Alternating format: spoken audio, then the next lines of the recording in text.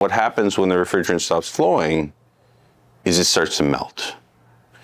And all that water has nowhere to go but down through the furnace. And we ended up with somebody that was looking at having to now replace their furnace because of the extent of the damage, because a filter didn't get changed.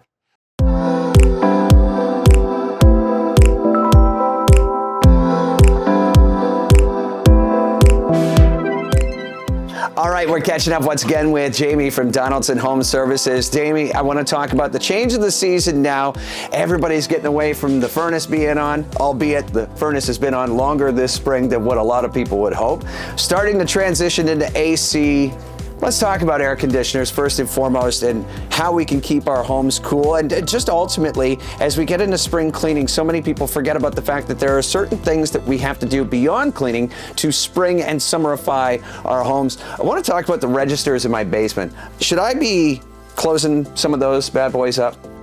As with a lot of things that we talk about, it really comes down to it depends. A lot of this comes down to what the motor is on the furnace. Older furnaces, things that are 15, 20 years old, truthfully no, because restricting the airflow is not going to increase the airflow to the rest of the house. It's just going to starve the furnace for air. And that's a really, really important aspect of making your air conditioner work, is making sure it has enough airflow. Newer furnaces that have variable speed motors on them, where they'll ramp up and down depending on the restrictiveness of the duct, yes, you can actually do that. You can close up some registers. Those registers will minimize the airflow into the basement and allow it to push more upstairs. So during the day, we've got the AC running so that it's nice and temperate when we get home after work. A lot of people will turn the AC off, open the windows at night, good sleeping weather. Is that something we should be doing, or should we avoid that? So it's a tough thing to do, because you always want to sit there and think about, hey, it's free cool air outside, let's bring that inside and use that to keep the house cool. What you have to remember with air conditioning is it's in the name. We're conditioning the air. We're not cooling the air. Cooling the air is a byproduct of conditioning it. So we spend all day pulling the humidity out of the air. We spend all day pulling and filtering the air to keep it clean, to allow it to be drier so that we're more comfortable in the home. And then we open up the window and we erase everything that the air conditioner has worked all day to do. So what ends up happening is, yes, you're a little more comfortable at night because the temperature is cooler, but then all day long, the humidity now has to be brought back down again before we're comfortable. Now that works for some people. You know, you get up in the morning, you hop in your car, you go to work, you're not there for 8 hours, and the AC can work for 8 hours to bring it back into line. But you have to keep in mind, it has to work for those 8 hours, which means you're spending more money to operate the air conditioner anyways. Generally speaking, you're better to leave the window closed, let the AC do its thing during the night. It'll actually be cheaper to keep your house comfortable. Plus, as an added bonus, you don't have to listen to your annoying neighbors argue. That's always a plus. My wife and I wrestle over this one all the time, and I know we're not the only couple to do it. Where should the thermostat be set? Can you please settle this disagreement once and for all? So we've talked about this in the past, and I'll go into it again. At the end of the day, honestly, it doesn't matter. That is the wrong answer, Jay. I know that doesn't help. But truth be told, most thermostats, yes, they're going to be close to what the temperature is in the house, but they can be off by 2-3 degrees. Not normally by that much, but they're going to be off. They're not going to be accurate. What is more important is, what is the number that makes you comfortable? If 22 is what makes you comfortable, leave it at 22. If 26 is what makes you comfortable, leave it at 26.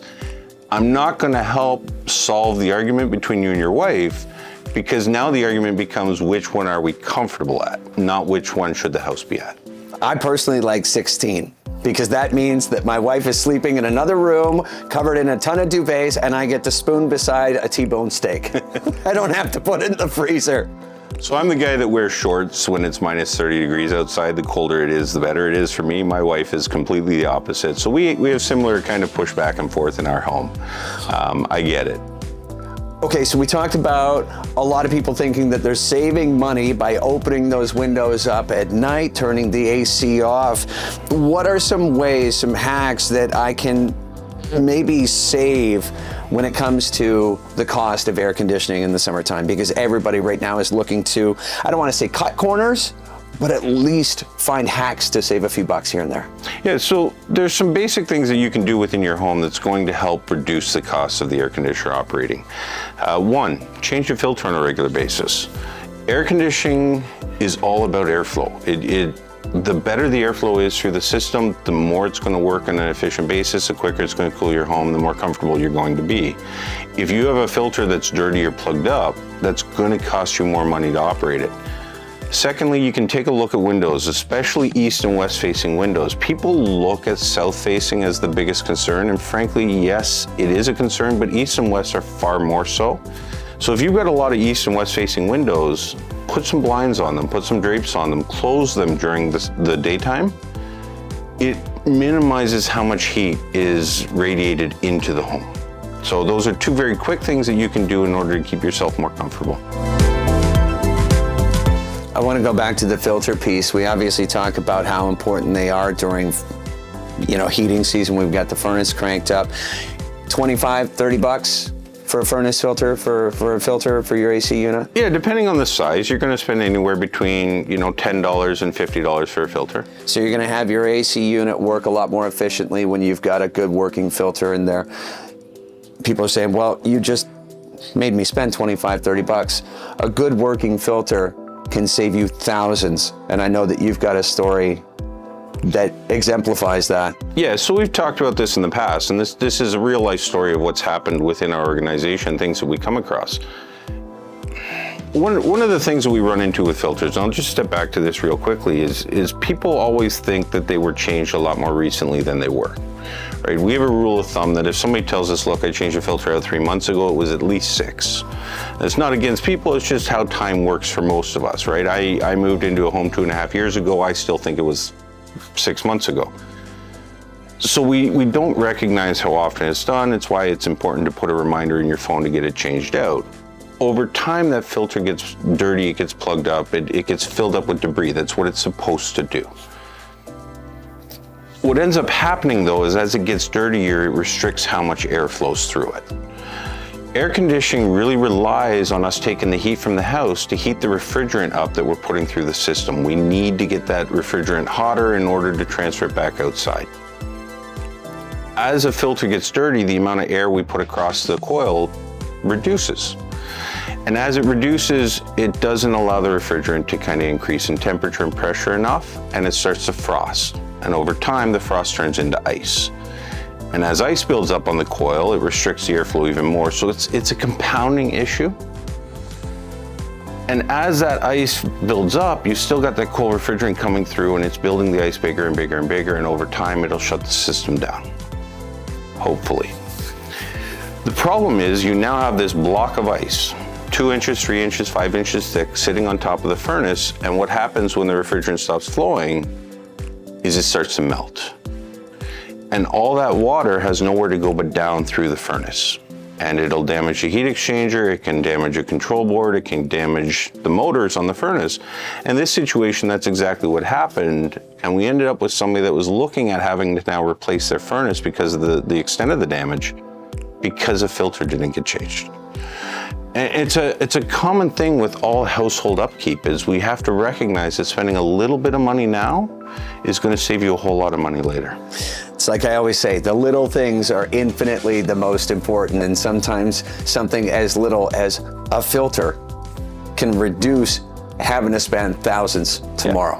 Yeah. I go into technical every now and then and talk about what it is, and I love that stuff. I'm very passionate about that stuff, but it's really about understanding the importance of those small things and how they impact the big stuff, right?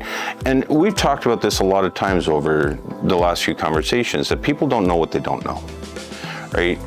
I know this stuff really, really well, so I understand the importance of it, but you tell me the importance of, I don't know, something in automotive, I wouldn't have a clue. It's just not something that I have a lot of knowledge or importance about.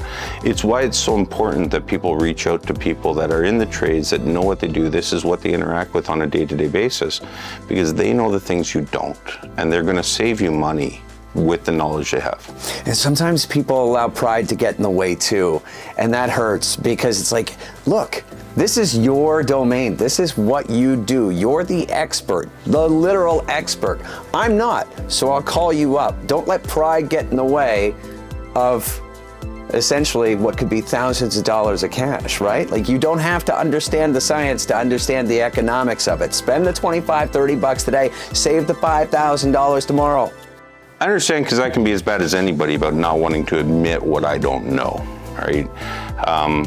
But it is lessons that you learn over time. I mean, I remember some of the things I did when I was 20 years old, and I look back at them now and, oh, if I only knew then what I know now, how would I handle those things differently? And that's true in every aspect of our life. So it's not something to be embarrassed or shameful of. It's recognizing where your limits and knowledge are and where they aren't. And that's why they're the trades you can trust. Make sure to give them a shout, whether it's -30 or +30, Donaldson Home Services.